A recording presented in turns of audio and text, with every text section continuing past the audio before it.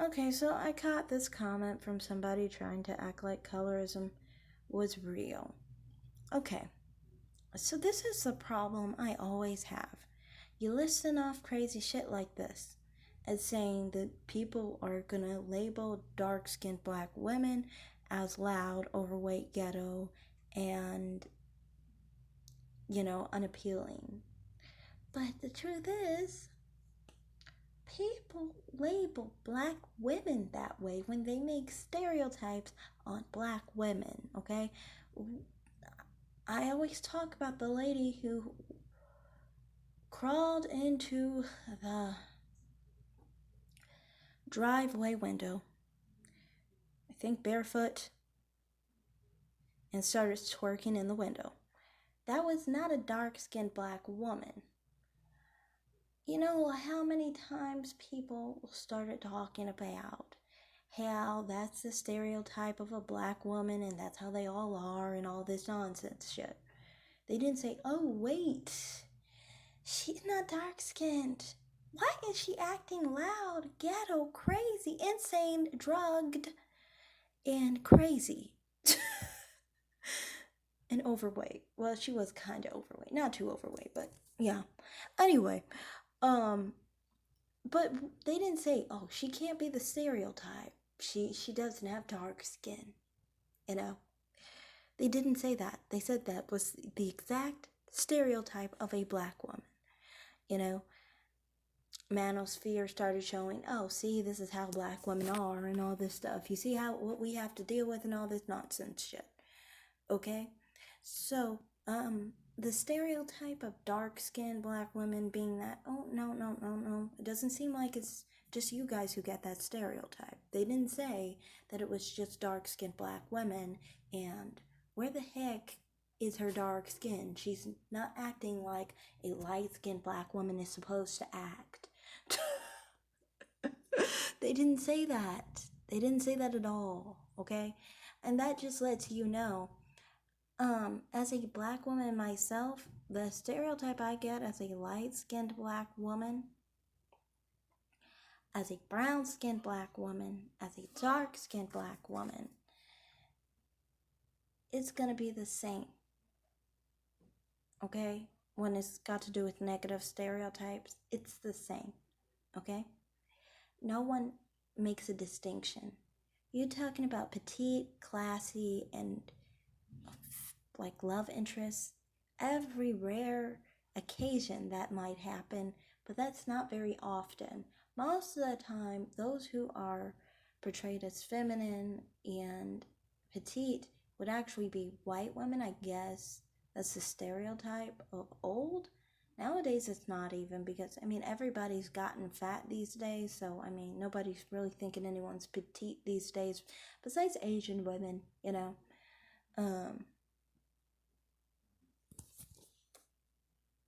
But that's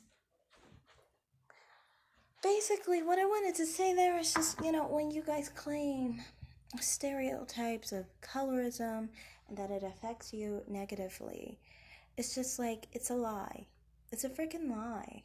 Because if that was really true, then we would see that light skinned people would not experience being considered ghetto, being considered loud, things of that nature. But they are, you know. I know as a person who isn't dark skinned, I experience that, you know. And you guys say people my color have a privilege, supposedly. That's why you always say that. Beyonce has a privilege because she has light skin privilege, even though she's brown skinned. You'll say that about Rihanna, you'll say that about Nicki Minaj, and so forth. Even though those are brown skinned black women, um, sometimes it doesn't seem you guys really understand the difference between light skin and brown skin, but that's a whole different story. My point is, whichever category you want to put that in, it's obviously not dark skin, so if I'm supposed to have a privilege over you,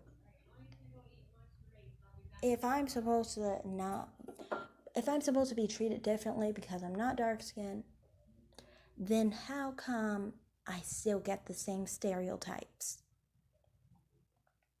how come you still get the same stereotypes that you're going to be loud, that you're going to be from the hood, that you are going to be overweight, or that you're masculine? Plenty of people have been called men and they're not dark skinned. Rihanna, Nicki Minaj, and Ciara, and Megan Thee Stallion.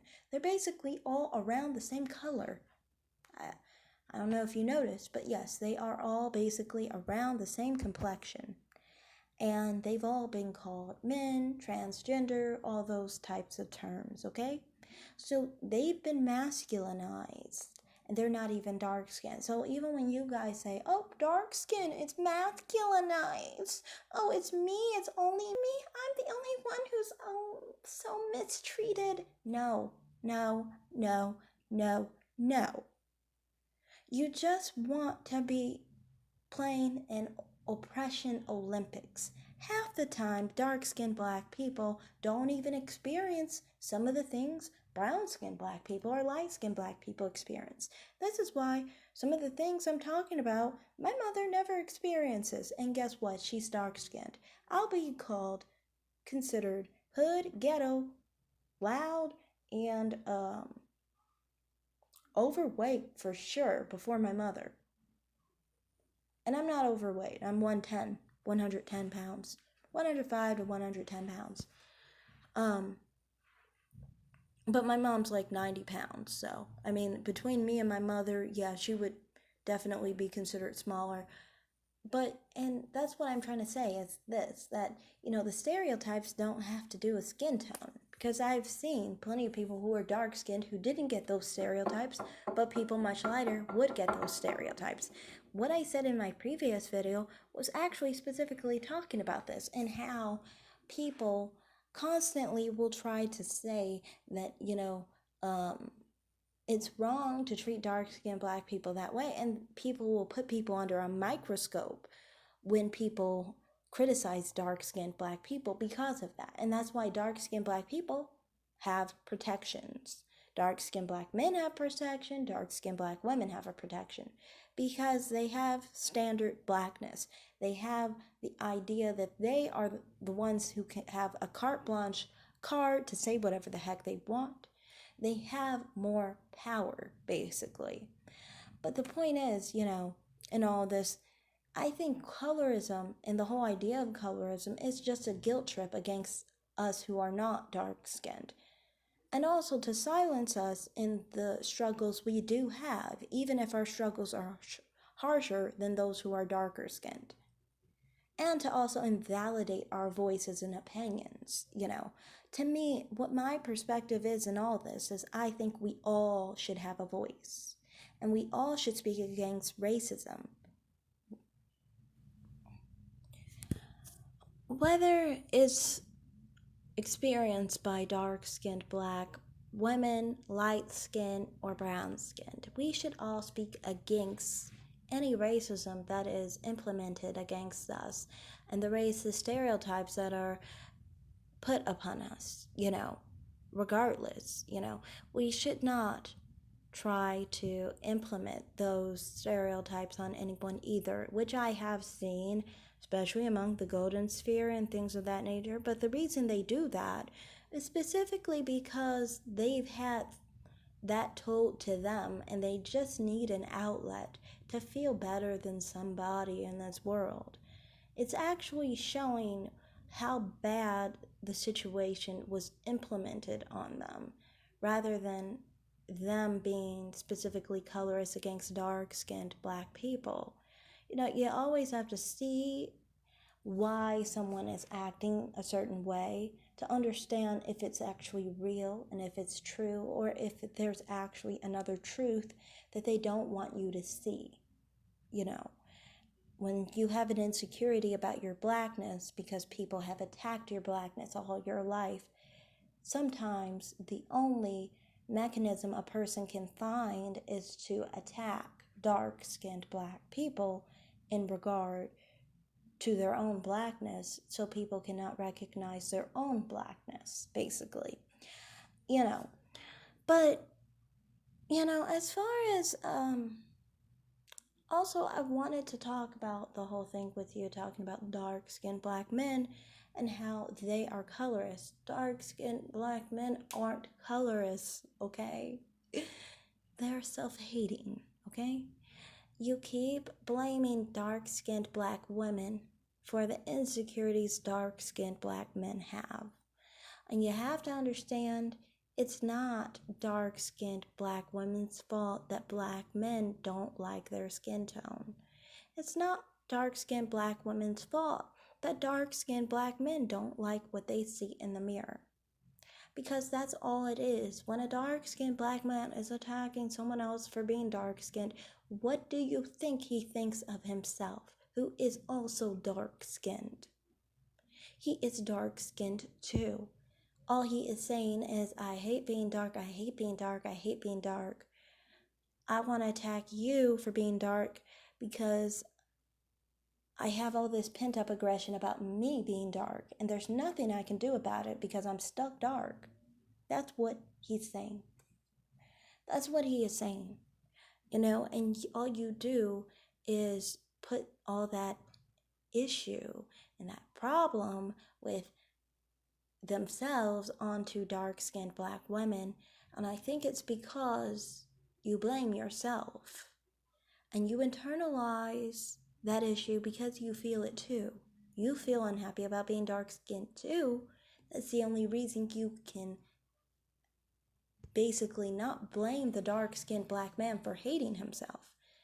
Otherwise, if you do think that dark-skinned black men are self-hating, then you would know that it's not that they're colorist against dark-skinned black women, but they're actually against themselves for being dark-skinned. They hate themselves for being dark-skinned.